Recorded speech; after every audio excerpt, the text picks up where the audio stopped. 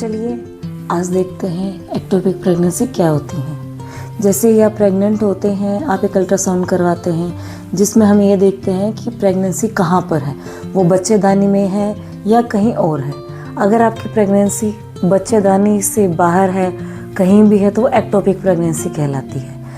अगर आप अल्ट्रासाउंड करवाते हैं और उसमें आपका जो सैक है वो नहीं दिखाई देता है तो आपके जो डॉक्टर हैं वो आपको एक टेस्ट बीटा HCG करवाने के लिए बोलते हैं, जिसकी जो नॉर्मल रेंज है वो 1500 से 2000 तक होती है। अगर 1500 से 2000 तक आपकी रेंज आती है और फिर भी आपका जो सैक है वो नहीं दिखाई दे रहा है तो हो सकता है कि आपको एक्टोपिक प्रेगनेंसी हो। अगर आपका बीटा HCG कम आता है तो हो सकता है कि डॉक्टर आपको 48 आवर्स बाद रिपीट करवाने के लिए बोले, क्योंकि बीटा HCG 48 घंटे बाद डबल हो जाता है।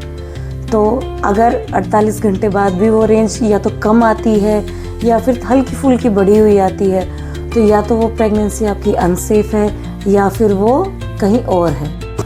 95% चांसेस में जो प्रेगनेंसी है वो बच्चेदानी में ही ठहरती है, लेकिन कुछ परसेंट चांसेस ऐसे भी होते हैं कि आपकी प्रेगनेंसी ट्यूब्स में ठहर जाए, जिसे हम एक्टोपिक बोलते हैं। आपकी ट्यूब्स इतनी समर्थ नहीं होती हैं कि पूरी प्रेगनेंसी को होल्ड कर पाए।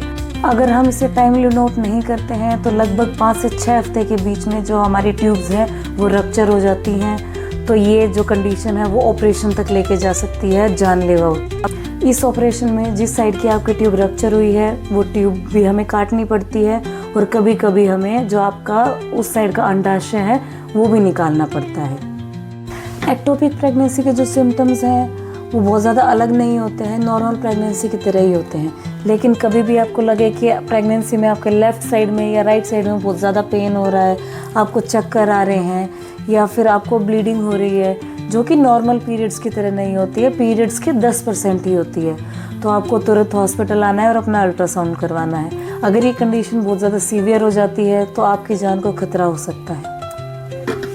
तो फटाफट से इस वीडियो को शेयर कीजिए ताकि आपके जो नोन है, आपके जो फ्रेंड्स हैं, उनको ऐसी प्रॉब्लम फेस ना करनी पड़े।